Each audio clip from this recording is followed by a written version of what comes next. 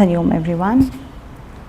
आज हमारा third week है और आज 13th क्लास है, थर्ड वीक की फर्स्ट क्लास। तो इसमें हम स्टैंडिंग पोस्चर करेंगे। आज और कल हम स्टैंडिंग आसन में ध्यान देंगे, स्टैंडिंग अलाइनमेंट में ध्यान देंगे। ठीक है, चलिए साथ में स्टार्ट करते हैं। मेरे साथ पैरों को करीब रख के खड़े हो जाइए। दोनों पैरों पर पूरी बॉडी का वज़न इक्वली होना चाहिए। हाथों को जोड़िए, आँखों को बंद करिए। मेरे साथ में breathe in, breathe out, breathe in, breathe out. One more time, इस बारी ओम चैंटिंग के साथ ब्रीद इन,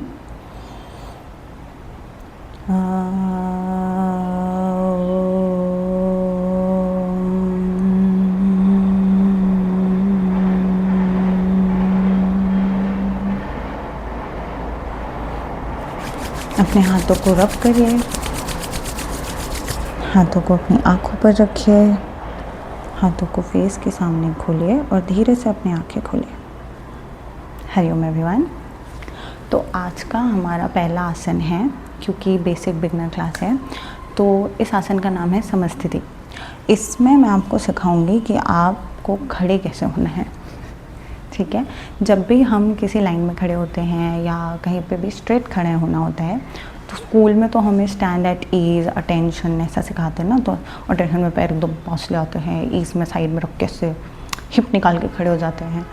तो ये सही तरीका नहीं है खड़े होने का। जब भी आप खड़े हो रहे हो, आपको ध्यान देना है कि पहला आपके जो पैर हैं वो हिप लेवल पे हैं, सामने की तरफ हैं, बाहर की तरफ नहीं है, सीधे हैं।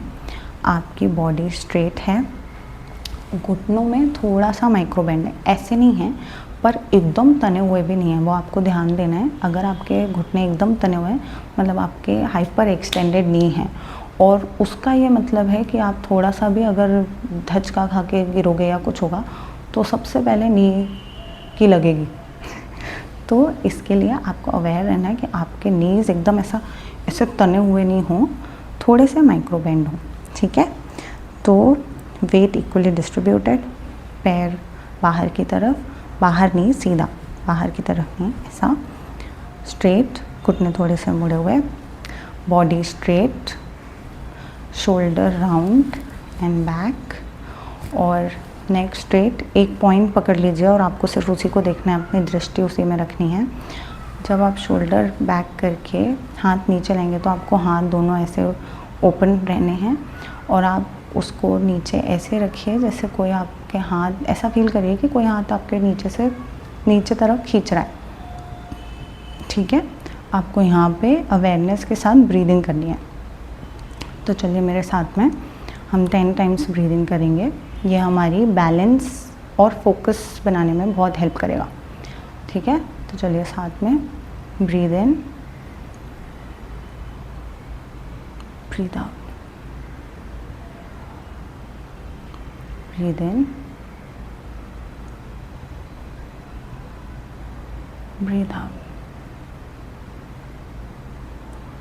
breathe in, breathe out, breathe in, breathe out, breathe in, breathe out, breathe in, breathe out, breathe in, breathe out, breathe in, breathe out, breathe in, breathe out, breathe in, breathe out and relax। तो आपने देखा होगा कि आपका ध्यान बहुत सारी जगह गया होगा, आपके थॉट्स, मंकी माइंड बहुत सारी जगह उचका होगा ये करते टाइम, पर आपकी दृष्टि एक ही जगह थी। आप ब्रीदिंग और ब्रीद आउट में ध्यान दे रहे थे, तो आपका ध्यान, ब्रेन वापस उस ख्यालों से ध्यान उस सिंगल पॉइंट में ला रहा होगा जिस पे आपने अपना ध्यान अटका के रखा होगा।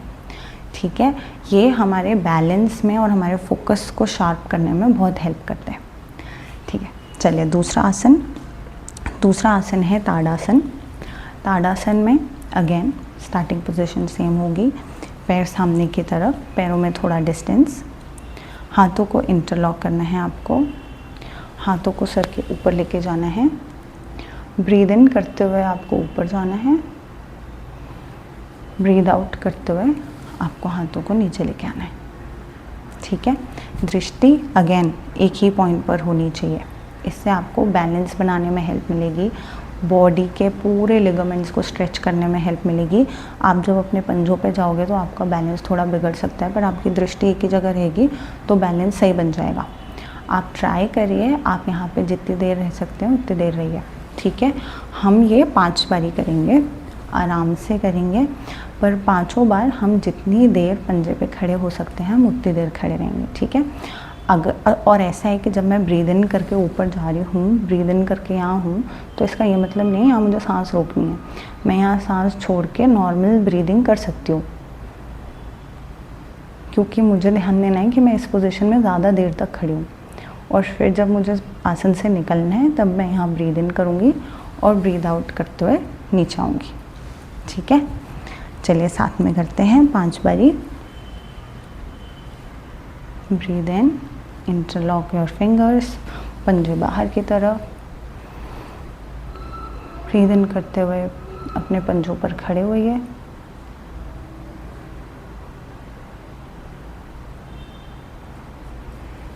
Breathe out and relax,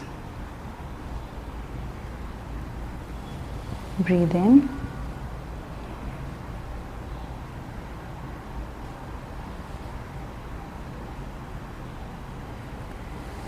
breathe out and relax, breathe in,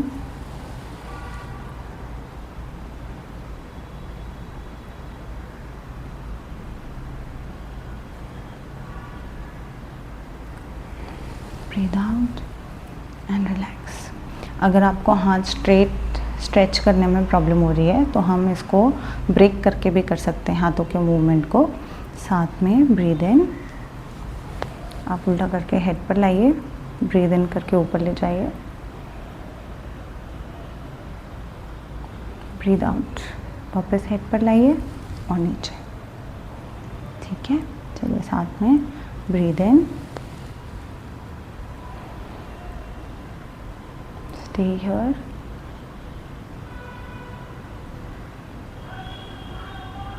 breathe out. One more time, breathe in,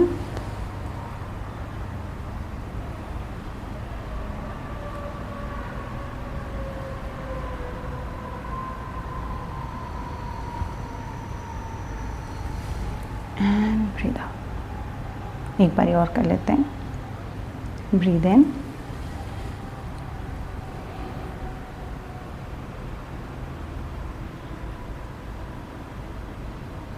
breathe out and relax.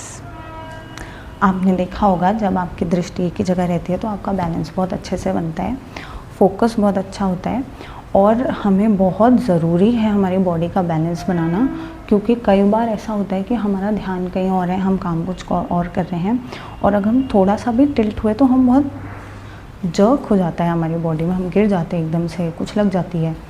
वो ना होए, वो अवॉइड होएगा, बाकी पूरी बॉडी को स्ट्रेंथ मिलेगा, ब्रेन को पता रहेगा कि हमारी बॉडी ऐसे भी मूव होती है और हम ऐसे भी करने में हमें यूज़ टू होना है।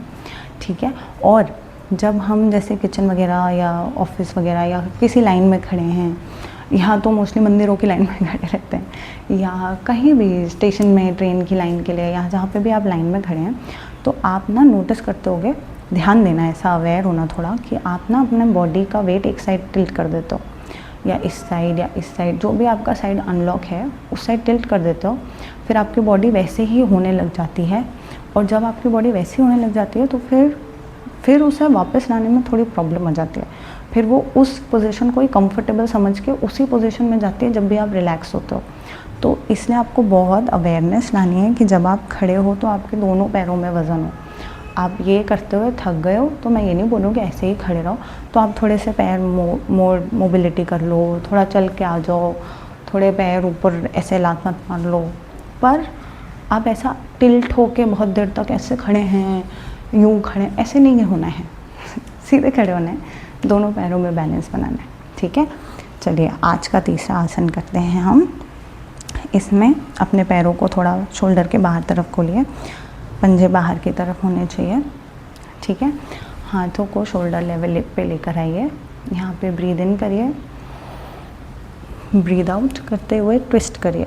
राइट हैंड लेफ्ट शोल्डर पे, लेफ्ट अपर बॉडी पूरी पीछे की तरफ देख रही है, गर्दन भी पीछे तरफ है, दृष्टि भी जितनी आप पीछे ले जा सकते हो उतनी लेकर जाओ। ब्रीद इन करते हुए सामने, breathe out right, breathe in, breathe out, breathe in, breathe out, breathe in, breathe out, breathe in, breathe out, breathe in, breathe out,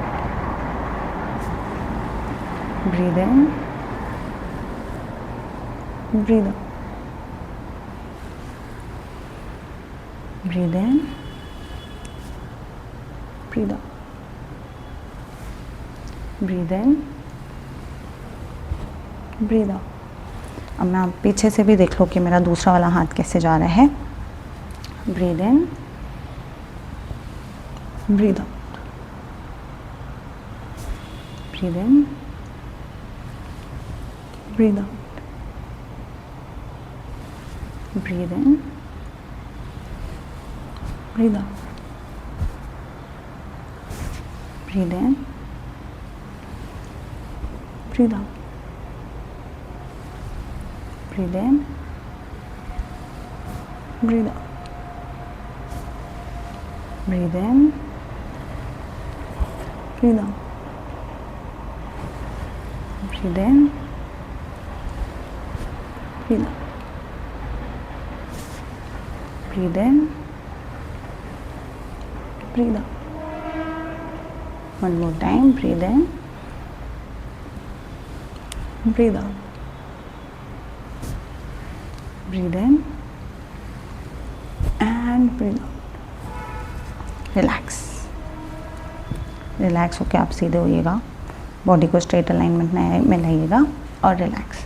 तो जब आप ट्विस्ट करते हुए आप सीधे खड़े हो, आपका वज़न दोनों पैरों पर है, और जब आप ट्विस्ट करते हुए पीछे देख रहे हो, दोनों साइड में देख रहे हो, तो एक तो पहला आप ध्यान दोगे कि आपका एक साइड ज़्यादा ट्विस्ट हो रहा है दूसरे के मुकाबले। वो ऐसा इसलिए क्योंकि हमारा एक साइड हमेशा डोमिनेंट होता है, और वो साइड होता है जो इससे हम मोस्टली लिखते हैं, या जो साइड हम पहले कोई भी कुछ काम करने जाते हैं तो वो हाथ पहले बढ़ता है, या वो पैर से स्टेप पहले लेते हैं।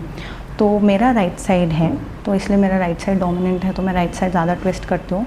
पर आपको ध्यान देना है कि लेफ़्ट साइड अटक रहा है तो कोई बात नहीं, आप प्रैक्टिस करोगे तो लेफ़्ट और राइट दोनों बराबर में ट्विस्ट होने लगेंगे। और जब आप वापस ये गर्दन लेके जाते हो, दृष्टि लेके जाते हो, तो इसमें अपने गर्दन की भी मोबिलिटी कर रहे हो, शोल्डर की मोबिलिटी कर रहे हो, हेड से लेकर यहाँ तक के पूरे इसको ट्विस्ट कर रहे हो, और पैर स्ट्रेट हैं जो आपको बेस दे रहे हैं वज़न बराबर बनाने में। इससे आपको बहुत राहत मिलेगी। जो भी हेड रश होता है, एकदम से चक्कर आते हैं, या नहीं कभी मतलब ऐसे आप सीधे खड़े हो और सर घूम रहा है, वो सब नहीं होगा। ऐसे आप धीरे धीरे प्रैक्टिस करोगे ना तो आपकी बॉडी को आदत लग जाएगी, ब्रेन को समझ जाएगा कि ऐसे मुड़ना है, और वो फिर हमारी बॉडी को ऐसे ये सारे सिम्टम्स नहीं देगा। ठीक है, तो चलिए क्लास एंड करते हैं। सीधे खड़े हो जाइए, join your hands, close your eyes, साथ में breathe in, breathe out, breathe in, breathe out, breathe in. इस बार ओम चैंटिंग के साथ